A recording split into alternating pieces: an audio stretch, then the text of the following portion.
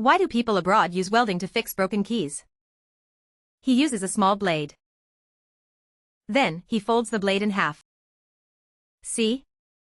After taking it out, he folds it again. And breaks it.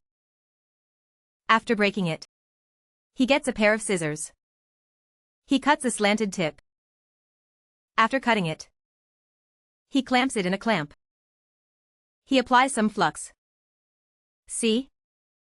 After applying the flux, he starts soldering. He solders some tin on it. He adds more tin.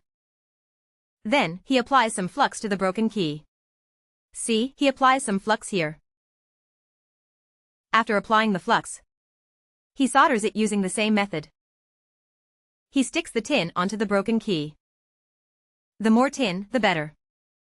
See how the tin firmly sticks to the broken key. After sticking it, he takes the blade.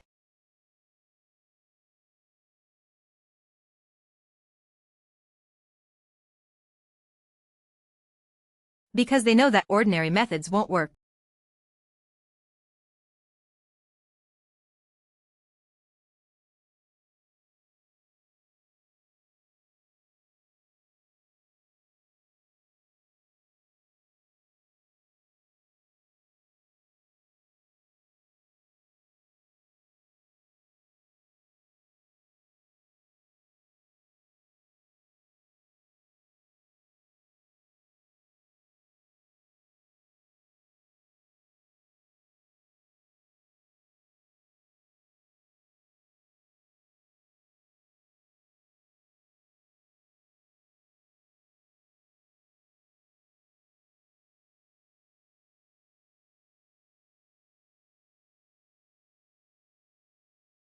He uses a soldering iron to weld the blade and the key together.